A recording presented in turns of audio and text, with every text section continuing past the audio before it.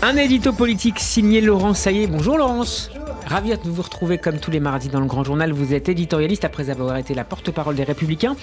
Les opposants à la réforme des retraites sont donc à nouveau dans la rue aujourd'hui. Laurence, 10e journée de mobilisation nationale dans un contexte de tension entre manifestants et forces de l'ordre.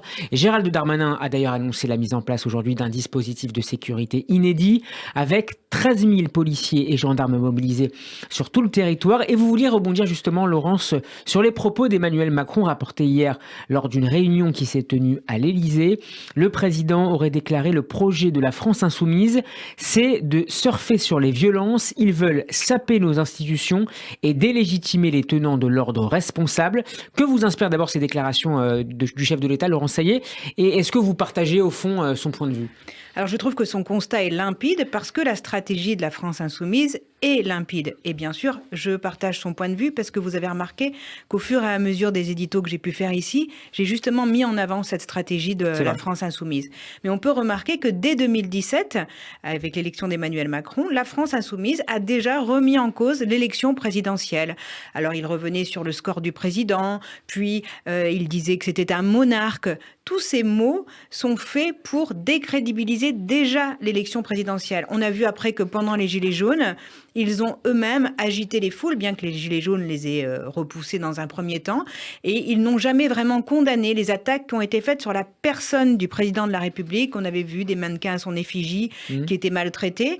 Tout ceci a installé, si vous voulez, un climat de doute sur la démocratie, sur l'élection présidentielle, sur les élections législatives.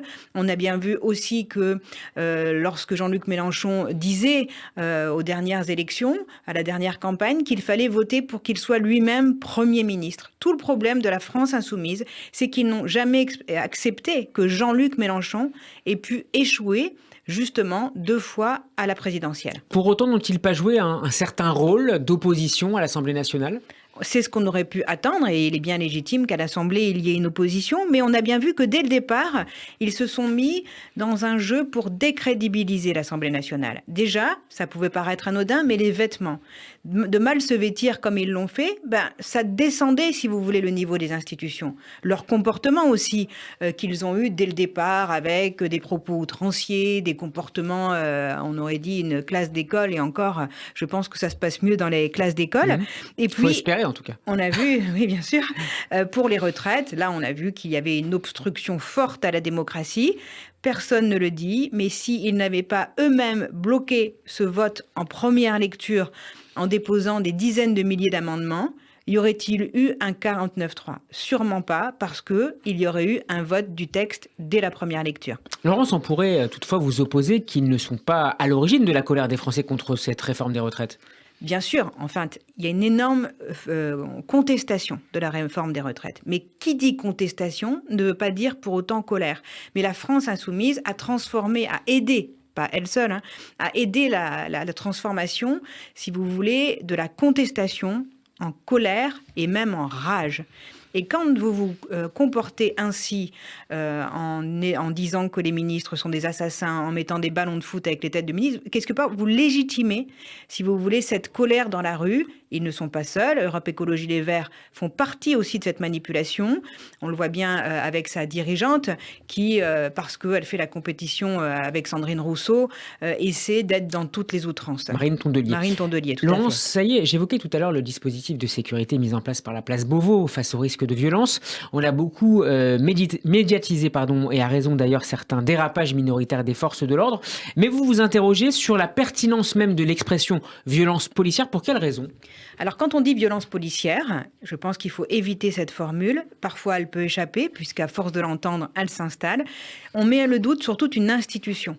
Ça voudrait dire que l'institution policière est violente, alors qu'il s'agit de violences isolées, toujours trop nombreuses, et il faut les condamner, ça je suis très claire sur le sujet. Ce n'est pas parce que quelques policiers ou quelques gendarmes ont parfois des comportements qui ne sont pas adaptés qu'on doit jeter l'opprobre sur toute une institution. Donc il faut bien faire attention à ces mots, et il faut aussi voir la réalité des choses. Quand vous voyez les événements de ce week-end à Sainte-Soline, on a mis parfois sur un pied d'équivalence la violence de ces Black Blocs et la riposte des forces de l'ordre. Mais moi, j'appelle chacun à regarder les choses dans leur réalité. Et d'ailleurs, je pense qu'on va écouter l'extrait d'un journaliste de Sud-Ouest qui était sur les lieux. Je vous le confirme, on écoute Xavier Léoty, photographe de Sud-Ouest. Donc très vite, les manifestants ont progressé avec des jets de cocktails Molotov et de bombes incendiaires, et des pierres dans tous les sens, en les envoyant très haut, ce qui finalement donc, a permis aux projectiles de passer derrière les camions de gendarmerie. J'ai fini par prendre une pierre sur le côté gauche de la tête. Mon collègue m'a protégé au sol comme il a pu. Les manifestants sont arrivés jusqu'au camion. On finit par réussir à secouer le camion, à passer entre deux camions et à commencer à nous jeter des projectiles sur le côté. En fait, des factieux armés venus de toute la France et même d'ailleurs, de l'ultra-gauche, sont venus pour tuer du flic. Ça, c'est la réalité. En conclusion, Laurence, quelle solution entrevoyez-vous pour la suite ? Alors sur la partie sécuritaire, je pense qu'il faut être d'une très grande fermeté et qu'effectivement, il faut déployer des forces de l'ordre suffisantes avec des consignes très claires de fermeté. Mais il faut aussi être très exigeant par rapport à ces forces de l'ordre. Et le ministre de l'Intérieur l'a rappelé hier, on a une exigence de respect des règles à suivre. Il y a aussi, il faut le dire, un contexte d'épuisement parfois chez les forces de l'ordre qui peuvent les amener à avoir des discernements qui peuvent évoluer et c'est peut-être pour ça aussi parfois, je ne cherche pas à les excuser, mais comprendre pourquoi il peut y avoir ce type de dérapage. Sur la sortie politique, c'est compliqué parce que si aujourd'hui vous reculez sur cette réforme que moi j'estime nécessaire, cela veut dire que vous revenez sur la parole du politique, parole énoncée pendant la campagne électorale, parole qui a trouvé quand même un consensus entre le Sénat et l'Assemblée par la voie de la commission mixte paritaire. Donc je ne pense pas que le recul soit bon pour la démocratie et la crédibilité politique. Mais là, ce qui est en train de se passer aujourd'hui dépasse largement la réforme des retraites. Et je pense que tous ceux qui sont attachés à la République doivent faire bloc. Faire bloc pour bien différencier, si vous voulez, une contestation qui est légitime, qui est encadrée, et on peut saluer les syndicats parce qu'ils étaient parvenus à contenir cette contestation, et des factieux qui veulent amener au soulèvement du pays, et c'est réel, qui sont nombreux, qui sont violents.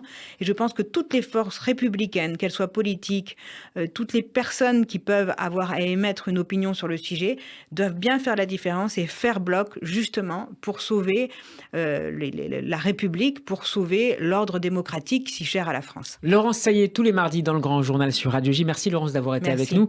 Nous serons demain en compagnie de David Rovaux d'Alone Journal du Dimanche. À mardi Laurence. Merci.